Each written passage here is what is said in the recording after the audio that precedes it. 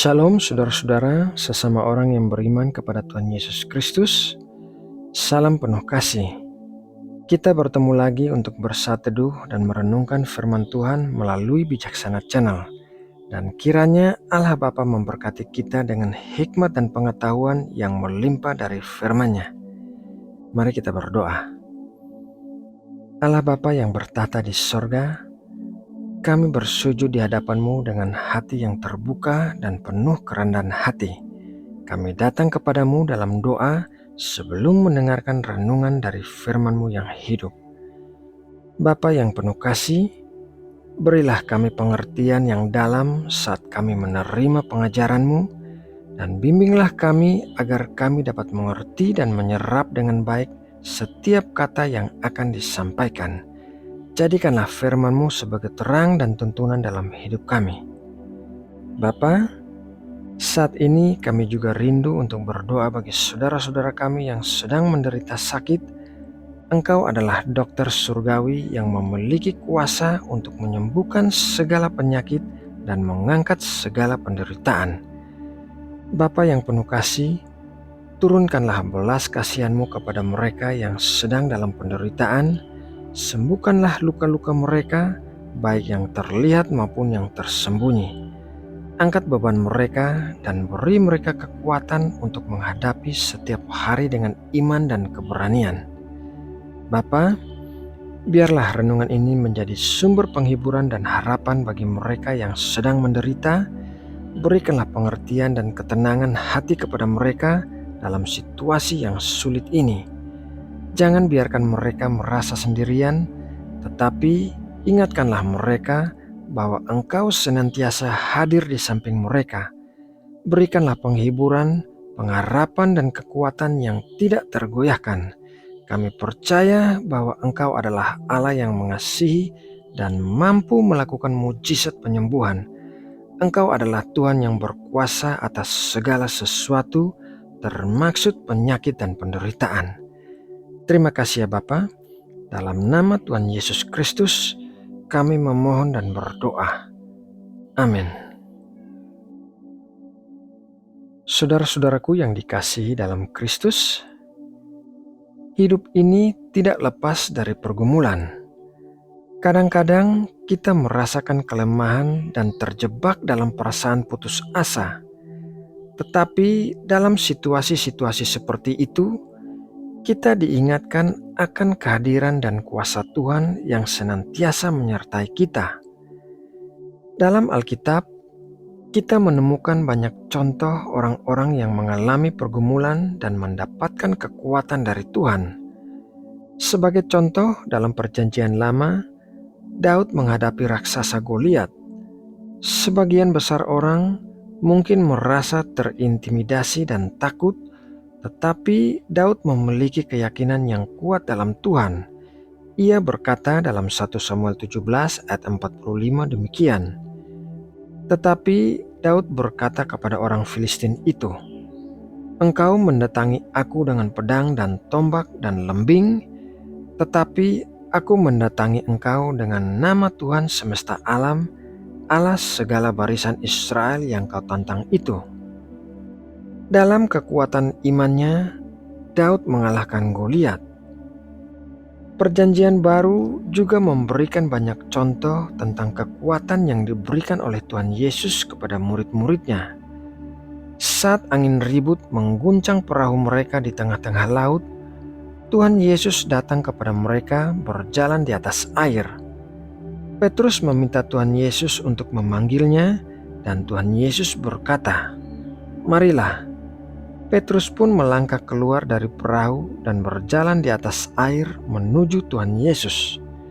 Selama ia menjaga pandangan pada Tuhan Yesus, ia mengalami kekuatan yang luar biasa. Tetapi saat ia melihat angin dan takut, ia mulai tenggelam. Tuhan Yesus segera menolongnya dan berkata demikian. Matius 14 ayat 31. Segera Yesus mengulurkan tangannya, memegang dia dan berkata, "Hai orang yang kurang percaya, mengapa engkau bimbang?" Dari contoh-contoh ini, kita belajar bahwa kekuatan sejati kita bukanlah berdasarkan pada kekuatan fisik atau kecakapan kita sendiri, tetapi pada hubungan kita dengan Tuhan. Ketika kita mempercayai Tuhan dan bergantung padanya sepenuhnya, kita akan mendapatkan kekuatan yang tidak terbatas. Kekuatan ini bukanlah kekuatan yang lahir dari dunia ini, tetapi kekuatan yang lahir dari Roh Kudus yang bekerja dalam hidup kita. Saat kita menghadapi pergumulan, ingatlah bahwa kita memiliki Allah yang penuh kuasa di sisiku. Kekuatannya adalah kekuatan yang tidak terbatas, dan Dia berjanji untuk memberikan kekuatan kepada kita. Pergumulan tidak akan mengalahkan kita jika kita menyerahkan hidup kita sepenuhnya kepada Tuhan dan mempercayakan segala sesuatu kepadanya. Kita mungkin mengalami kelemahan, tetapi dalam kelemahan itulah kekuatan Tuhan menjadi sempurna. Ketika kita meletakkan pergumulan kita di tangannya, Dia akan memberikan kita kekuatan untuk menghadapi pergumulan tersebut. Dalam waktu-waktu yang sulit, saat keputusasaan melanda, Allah menjanjikan untuk menjadi kekuatan kita yang kokoh dan penyelamat. Mazmur 46 ayat 2 mengatakan demikian, Allah itu bagi kita tempat perlindungan dan kekuatan, sebagai penolong dalam kesesakan sangat terbukti. Di dalam Tuhan, kita dapat menemukan ketenangan dan kekuatan yang tidak tergoyahkan. Kekuatan yang diberikan oleh Tuhan bukanlah sekedar kekuatan fisik, tetapi juga kekuatan spiritual. Rasul Paulus menulis dalam Efesus 6 ayat 10, akhirnya hendaklah kamu kuat di dalam Tuhan, di dalam kekuatan kuasa-Nya. Dalam menghadapi pergumulan, kita perlu mengenakan seluruh perlengkapan senjata Allah, termaksud kebenaran, keadilan, iman, dan firman Allah yang hidup. Dengan demikian, kita dapat bertahan dan mengatasi segala serangan musuh. Selain itu, kita juga diberikan kekuatan untuk mengatasi godaan dan pencobaan. Allah tidak hanya memberikan kekuatan untuk menghadapi pergumulan eksternal, tetapi juga memberikan kekuatan untuk mempertahankan iman kita dalam menghadapi godaan. Rasul Paulus menuliskan dalam 1 Korintus 10 ayat 13, demikian bunyinya, pencobaan-pencobaan yang kamu alami ialah pencobaan-pencobaan biasa yang tidak melebihi kekuatan manusia. Sebab Allah setia, dan karena itu Ia tidak akan membiarkan kamu dicobai melampaui kekuatanmu. Pada waktu kamu dicobai, Ia akan memberikan kepadamu jalan keluar sehingga kamu dapat menanggungnya. Saudara-saudaraku, dalam pergumulan kita, mari kita mengingat janji-janji Tuhan. Dia adalah Allah yang memberikan kekuatan kepada yang lemah, yang membangkitkan yang jatuh, dan yang memberi harapan bagi yang putus asa. Kekuatannya terus mengalir ke dalam hidup kita melalui hubungan kita dengan Kristus. Dalam doa dan pengabdian kita kepadanya, kita dapat menemukan ketenangan, penghiburan, dan kekuatan yang dibutuhkan untuk menghadapi segala pergumulan. Marilah kita tidak berputus asa, tetapi mempercayai bahwa Tuhan kita adalah Allah yang sanggup mengangkat kita di tengah pergumulan. Ia memberikan kekuatannya kepada kita agar kita dapat melalui setiap cobaan dan menjadi saksi-saksi yang teguh dalam iman kita. Ingatlah, Filipi 4 ayat 13 berkata seperti ini, segala perkara dapat kutanggung di dalam Dia yang memberi kekuatan kepadaku. Dalam kekuatan Tuhan, kita dapat mengatasi segala pergumulan dan mengalami kemenangan yang diberikan oleh-Nya. Saudaraku yang terkasih, semoga renungan ini menguatkan hati dan membangkitkan semangat kita dalam menghadapi pergumulan.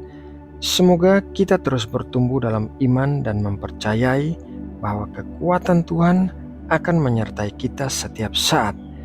Di dalamnya, kita dapat mengalami kehidupan yang penuh berkat dan kemenangan.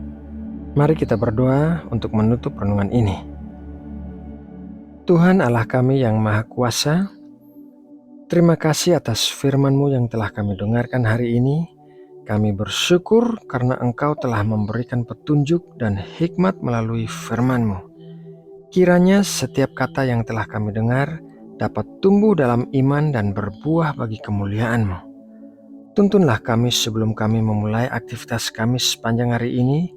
Bimbinglah kami dalam setiap keputusan yang harus kami ambil agar kami dapat hidup sesuai dengan kehendak-Mu.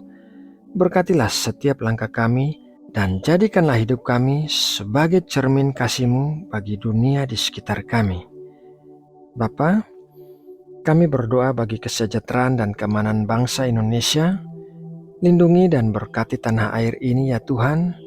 Berilah hikmat kepada para pemimpin kami agar mereka dapat memimpin dengan bijaksana dan adil. Jadikanlah Indonesia tempat kedamaian, keadilan dan persatuan di antara seluruh rakyatnya. Hapuskanlah perpecahan dan kebencian dari hati setiap individu dan tunjukkanlah jalan menuju persatuan dan kerukunan. Kami berdoa juga ya Tuhan agar Engkau memberkati dan melindungi masyarakat Indonesia. Berikanlah kesejahteraan, kesembuhan, dan kebahagiaan kepada setiap warga negara. Lindungilah mereka dari segala bentuk bahaya, bencana, dan ancaman, dan jadikanlah Indonesia sebagai tempat di mana setiap anak bangsa dapat hidup dalam damai dan sejahtera. Terima kasih ya Bapa. Kami mengucapkan doa ini dalam nama Tuhan Yesus Kristus. Amin.